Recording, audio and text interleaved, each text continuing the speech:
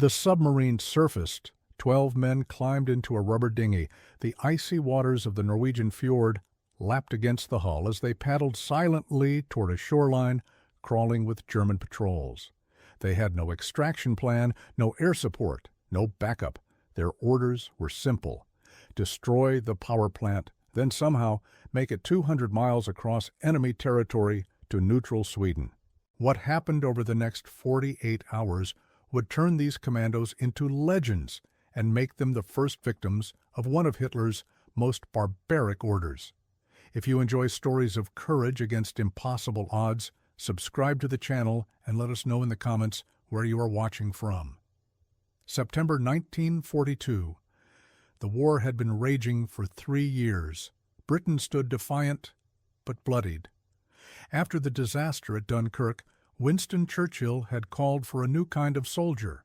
Not the regimented infantryman of the trenches, but something different, something more lethal.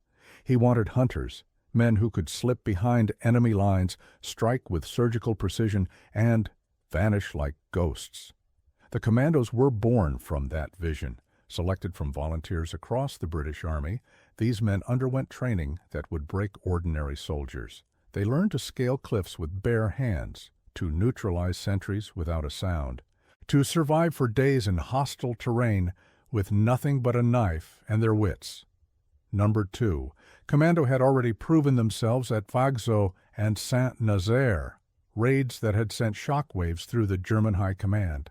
Now they were being asked to do something even more dangerous.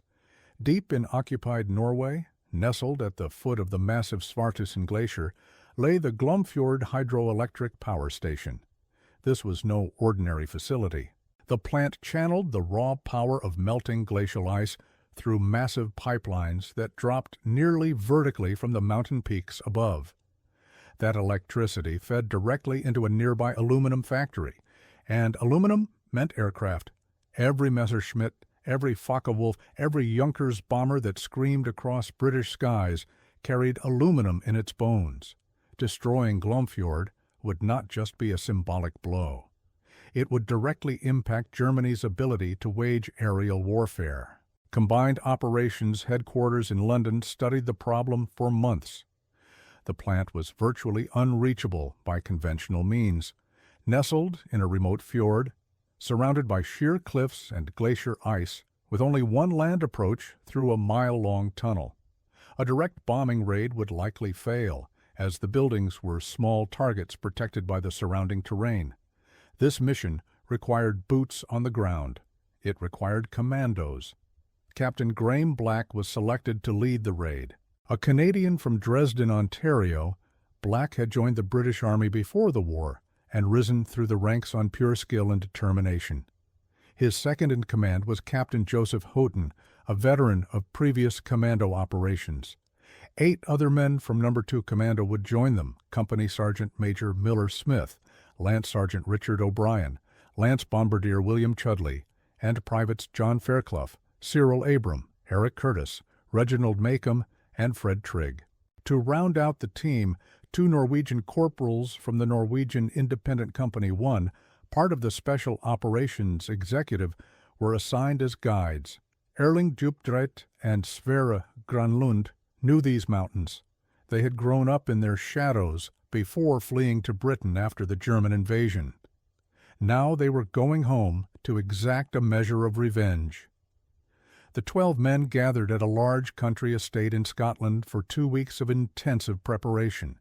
They studied aerial photographs until every building, every pipeline, every guard post was burned into their memories. They practiced setting explosives on mock turbines, timing themselves down to the second.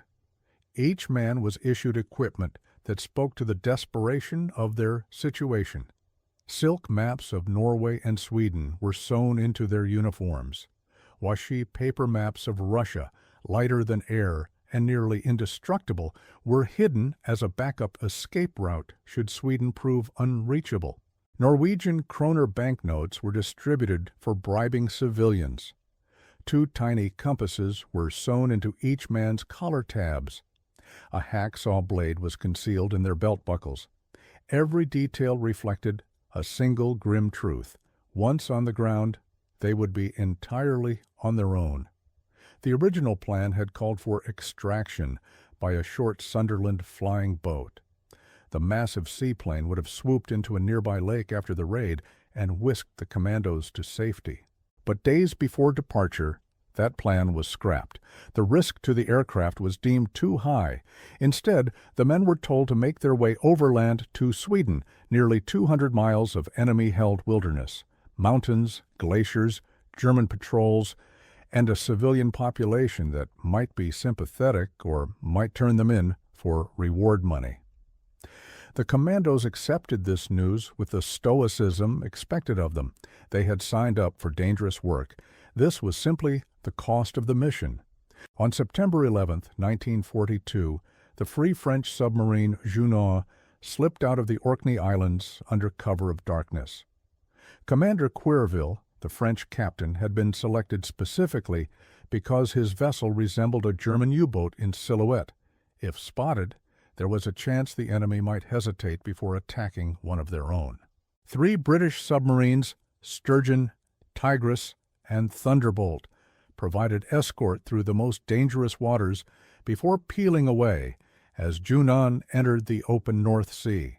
For 4 days, the submarine crept northward, running submerged during daylight hours and surfacing at night to recharge batteries. The Commandos lived in the cramped torpedo room, their equipment lashed to every available surface, sleeping in shifts and trying to ignore the claustrophobic press of the steel hull. On September 15th, Junon reached the Norwegian coast.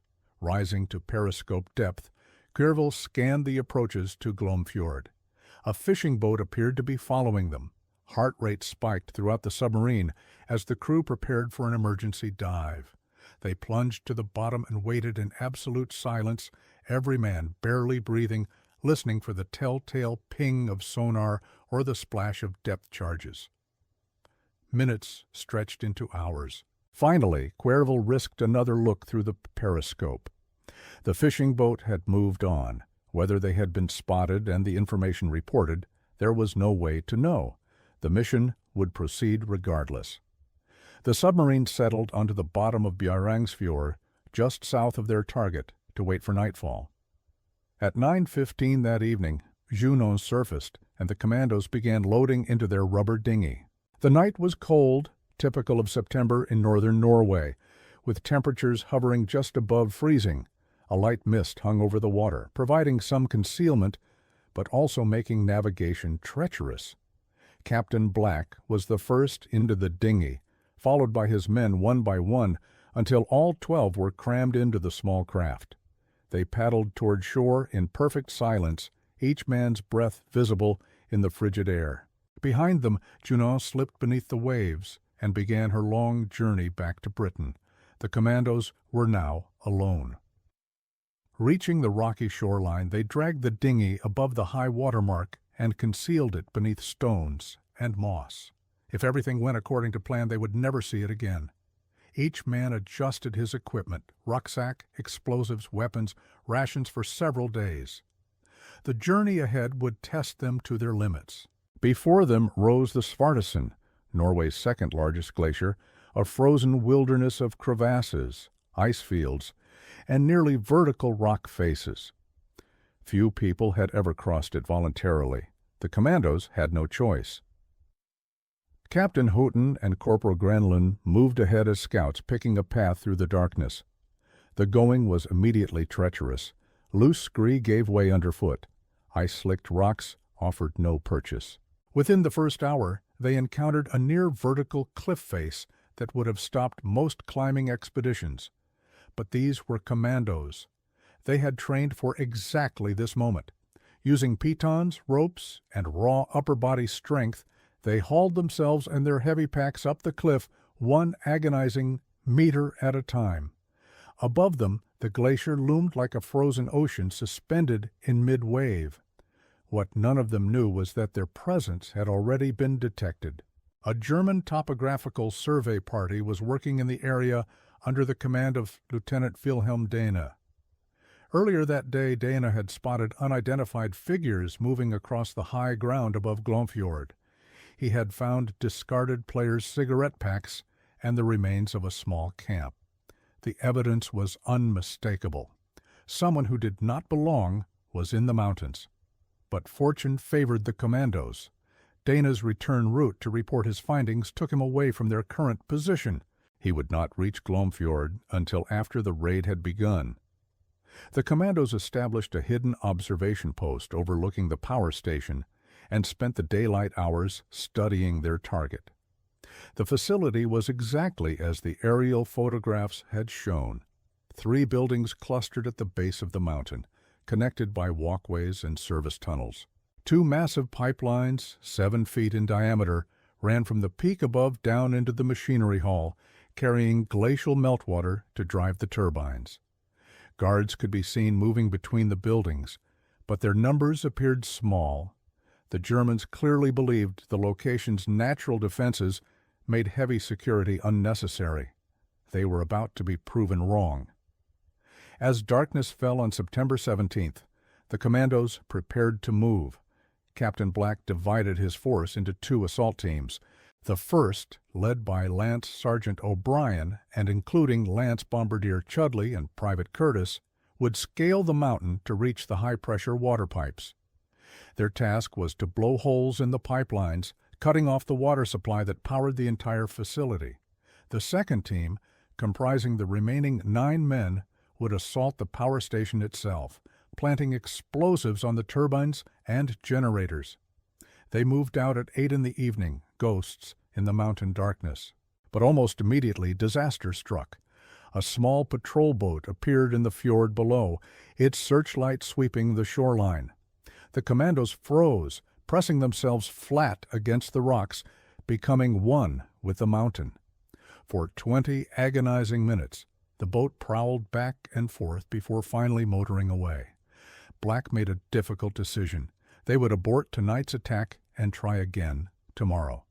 The risk of detection was too high. The retreat back to their hideout was almost as dangerous as the approach had been. Navigating in darkness over terrain that could break an ankle with a single misstep, the men stumbled and crawled their way back to safety. By dawn, they had not reached their observation post. They were caught in the open, exposed on a mountainside where any passing German patrol or aircraft could spot them. Black ordered everyone to ground. They would remain motionless throughout the day, lying among the rocks, hoping the gray of their uniforms blended with the gray of the stone. Hours passed with excruciating slowness. The sun tracked across the sky. Hunger gnawed at their stomachs, but they dared not move to access their rations. Every distant sound might be a German patrol. Every aircraft engine might be a reconnaissance flight. Finally, mercifully, darkness returned. The Commandos resumed their march and reached their hideout by midnight. They had now been in Norway for nearly 3 days, and they had not yet fired a shot. The delay had cost them precious supplies. Rations were running low. The men were exhausted from the constant tension and physical exertion. But there was no choice. Captain Black issued the order the attack would proceed the following night, September 19th into the 20th, regardless of circumstances. They would complete their mission or die trying. If you are still here, take a moment to leave a like and subscribe. Your support helps us tell these incredible stories of courage and sacrifice. The 19th of September dawned gray and cold. The Commandos spent the day in their hideout, making final preparations. Weapons were cleaned and checked for the 100th time. Explosives were inspected and repacked. Each man reviewed his role until it was automatic, something that could be executed even in the chaos of combat. Captain Black gathered them together for a final briefing. He reminded them of the importance of their mission, of the enemy aircraft that would never fly if they succeeded. He reminded them of what awaited them if they were captured. The Geneva Convention required prisoners of war to be treated humanely, but there had been rumors, ugly rumors, about what the Germans did to Commandos. Each man understood that surrender might not be an option. At 8 in the evening, they moved out. The O'Brien group broke off immediately, beginning their steep climb toward the pipelines high on the mountain. They moved with painful slowness, testing every handhold, every foothold. In the darkness, one slip could mean a fall of hundreds of feet. The explosives they carried would detonate on impact. A mistake by any man could eliminate the entire team. The main assault force approached the power station from the rear, using dead ground to conceal their approach. 2 commandos were posted as sentries, while the remaining 7 prepared to enter the machinery hall. Corporal Granlund crept forward to reconnoiter the entrance. He spotted a German guard standing outside the control room, smoking a cigarette, completely unaware of the danger approaching. Granlund moved with the silence of a hunting cat. Years of training culminated in this single moment. He closed the distance in seconds and neutralized the guard before the man could utter a sound. A second guard heard something and came to investigate. He met the same fate. The way was clear. The commandos poured into the machinery hall. Inside they found no German soldiers, only a single Norwegian engineer working the night shift. The man's eyes went wide with terror as armed soldiers materialized from the darkness. Captain Houghton spoke to him quickly in English, reassuring him that they were British, that they were here to destroy the German war machine, not harm Norwegian civilians. The engineer nodded rapidly, his hands raised. Sergeant Smith and Private Fairclough immediately set to work. They moved through the massive turbines and generators, placing shaped charges of plastic explosive at critical points. Each charge was fitted with a 10-minute delay fuse. The timing was essential. They needed enough time to clear the building before the explosions, but not so much time that the Germans might discover and disarm the charges. While the demolitions team worked, other commandos located the Norwegian workers' quarters within the facility. A dozen men were roused from their bunks and herded toward the access tunnel. This mile-long passage was the only land route between the power station and the villages in the fjord. The workers would escape through it while the commandos completed their destruction. At the tunnel entrance, catastrophe nearly struck. A German guard emerged from the darkness, rifle raised. Corporal Granlund reacted on pure instinct, eliminating the threat before the man could fire. But a second guard had been with him. This one turned and fled down the tunnel, his footsteps echoing as he ran screaming for reinforcements. The commandos had only minutes now. Smoke bombs were hurled into the tunnel to delay any German response. The main team finished placing their explosives and began their withdrawal. High above them, O'Brien's team had reached the massive water pipes. Working quickly in the freezing darkness, they molded their plastic explosive into a ring around each pipe, a technique that would blow a 3-foot hole in the metal and send tons of pressurized water cascading down the mountain. Then they waited, ears straining for the sound that would signal success below. The explosion came at exactly 10 o'clock. A massive boom echoed through the fjord as the charges in the machinery hall detonated. The turbines that had powered German war production for 2 years were shredded in an instant. Transformers burst, generators flew apart. The control room collapsed under the force of secondary explosions. O'Brien heard the signal and activated his own fuses. 30 minutes later, the pipelines blew. A wall of water burst from the ruptured metal, pouring down the mountainside, flooding the already destroyed machinery hall with thousands of gallons of glacial meltwater. Glomfjord was dead. The commandos wasted no time celebrating. German reinforcements would be arriving within minutes, and they were now deep in enemy territory with 200 miles of wilderness between them and safety. The 12 men began their escape immediately, climbing higher into the mountains, away from the fjord, away from the Germans who would soon be hunting them. The terrain was brutal. Glacier ice alternated with loose scree. Visibility in the darkness was nearly zero. The men moved by touch and instinct, following Corporal Granlund, who knew these mountains from his childhood. They climbed through the night, putting as much distance as possible between themselves and the burning ruins of the power station. As dawn approached, they found a mountain hut occupied by 3 Norwegian civilians. Granlund questioned them rapidly, seeking information about safe routes and German patrol patterns. The Norwegians were sympathetic, but terrified. German reprisals for helping the resistance were savage. Entire villages had been burned for lesser offenses. Still, they provided what help they could, drawing crude maps and pointing the way toward Sweden. Then everything went wrong. As Granlund was preparing to leave the hut, 2 German soldiers appeared at the door. They had been tracking the Commandos since dawn, following boot prints in the frost. For a frozen moment, no one moved. Then chaos erupted. In the desperate close-quarters fight that followed, 1 German was neutralized and the other wounded. But Corporal Djupdrat took a bayonet to the stomach. The blade had gone deep. His intestines were visible through the wound. The Commandos gathered around their fallen comrade. Medical training was limited in those days, and the wound was beyond anything they could treat in the field. Djupdrat knew it too. He told his friends to leave him, to continue the mission, to survive. Captain Black made one of the hardest decisions of his life. They would leave Djupdrat at the hut with the Norwegian civilians who promised to summon medical help. Perhaps the Germans would show mercy to a wounded prisoner. It was the only hope.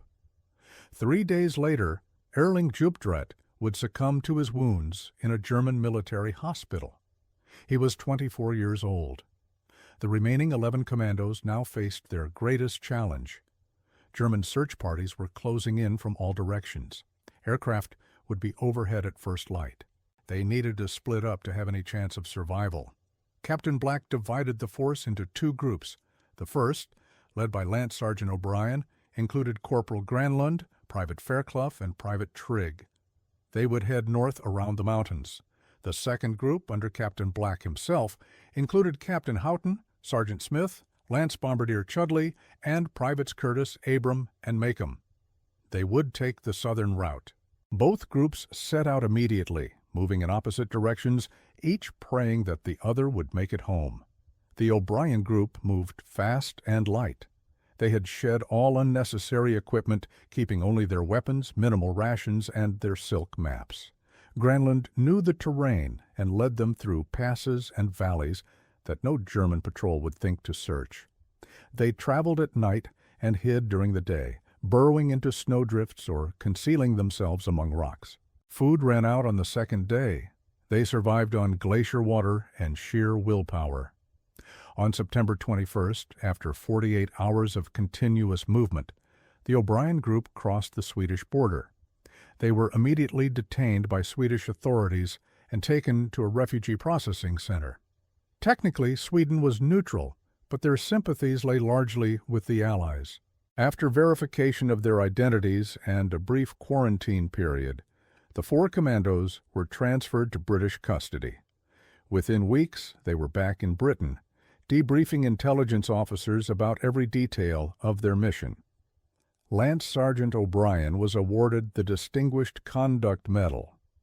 Privates Trigg and Fairclough received military medals. Corporal Granlund, a Norwegian citizen, received commendations from both the Norwegian and British governments. The Black Group was not so fortunate. Moving through the southern passes, they were spotted by a German patrol on their second day of travel.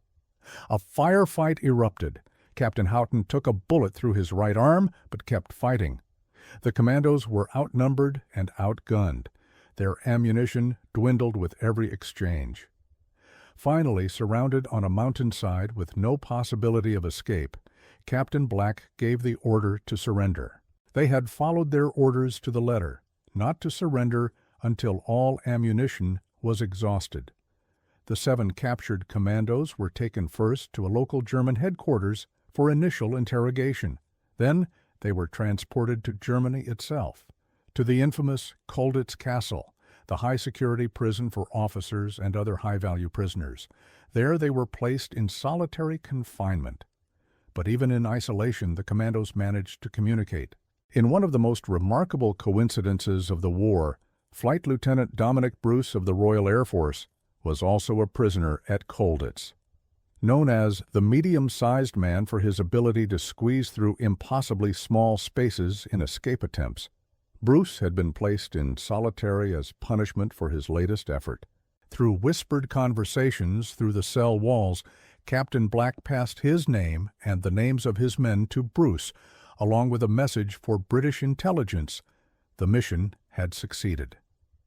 This information was eventually transmitted to MI5 in London through the escape network, confirming that Glomfjord had been destroyed and that 7 commandos had been captured alive.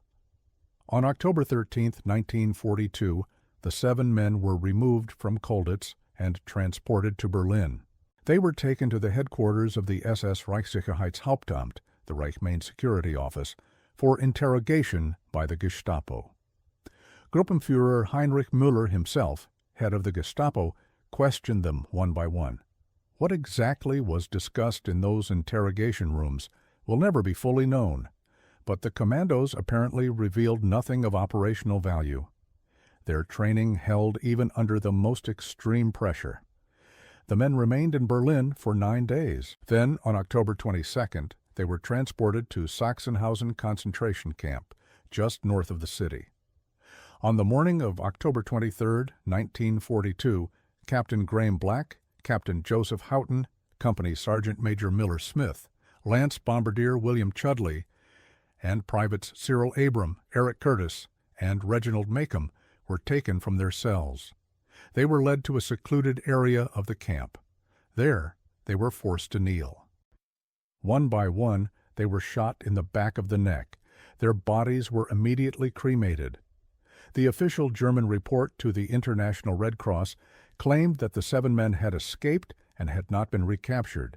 The truth remained hidden for years.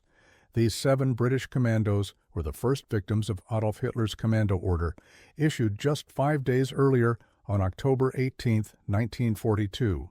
The order decreed that all Allied commandos encountered by German forces, whether in uniform or not, whether armed or having surrendered, were to be eliminated immediately and without trial. No quarter was to be given. No prisoners were to be taken. The order represented a fundamental violation of the laws of war, and it would claim the lives of dozens more commandos before the war's end. Why did Hitler issue such a barbaric directive? The answer lies in the very success of the commando raids. Vagso, Saint-Nazaire, Glomfjord, and a dozen other operations had demonstrated that small groups of highly trained men could penetrate supposedly impregnable defenses and wreak devastating damage. The German High Command was embarrassed and furious. Unable to stop the raids, Hitler chose instead to make the cost of failure unbearably high. He hoped that the threat of execution would deter Allied commandos from taking risks, from fighting to the last bullet, from carrying out the kind of suicidal missions that had proven so effective. He was wrong. The commando order, when its existence became known to the Allies, had exactly the opposite effect. Men who might have considered surrender in hopeless situations now knew that surrender meant death anyway. They fought harder, took more risks, and sold their lives more dearly. The order became a recruitment tool, with volunteers flooding commando training centers, eager to join a unit that the Germans feared so much they had to murder prisoners rather than face them again. After the war, those who had implemented the commando order were brought to justice. General Oberst Nikolaus von Falkenhorst, the German commander in Norway who had overseen the transfer of the Glomfjord prisoners to the Gestapo, was captured, tried, and found guilty on all 8 charges related to the execution of commandos. He was sentenced to death, though this was later commuted to life imprisonment. He was released in 1953 and died in 1968. Others who had participated in carrying out the order at Sachsenhausen and elsewhere were hanged as war criminals. The 3 surviving British commandos from Operation Muscatoon returned to their units. They carried with them not just medals and commendations, but also the memory of friends who had not made it home. Private Fred Trigg was lost in Italy, his body eventually interred at the Casino Memorial. Corporal Sverre Granlund was lost in February 1943 when the Norwegian submarine Ured struck a mine during Operation Seagull, another commando mission against occupied Norway. Only Richard O'Brien and John Fairclough survived the war, living to tell the story of what happened on that frozen mountainside. The Glomfjord power station remained inoperative for the rest of the war. The aluminum factory it had powered never produced another ingot for the German war machine. In that sense, Operation Muscatoon achieved everything it set out to accomplish. The price was steep. 1 man died of wounds, 7 were murdered in cold blood, and only 4 returned home. But the mathematics of war are cold. Every German aircraft not built meant British lives saved. Every bomber that could not fly over London meant children who would survive to see the peace. Captain Graham Black was posthumously awarded the Distinguished Service Order, backdated to November 1942. Captain Joseph Houghton received the Military Cross on the same terms.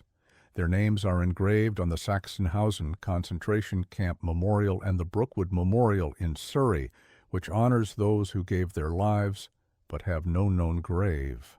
They are remembered not as victims, but as warriors who completed their mission and faced their fate with the courage that defined the commando spirit. The story of Operation Muscatoon stands as testament to what a handful of determined men can accomplish against overwhelming odds. 12 commandos, armed with explosives and courage, penetrated one of the most inaccessible locations in occupied Europe, destroyed a vital military target, and evaded thousands of enemy soldiers across 200 miles of hostile wilderness. 3 of them made it home. The others gave their lives so that Britain might survive. Decades later, the children and grandchildren of those who served would make pilgrimages to the Glomfjord. They would stand at the base of the Svartisen Glacier and look up at the peaks their fathers and grandfathers had climbed. They would visit Sachsenhausen and lay wreaths at the memorial. They would ensure that the sacrifice was not forgotten. In the mountains above the fjord, if you know where to look, you can still find traces of the Commandos' passage.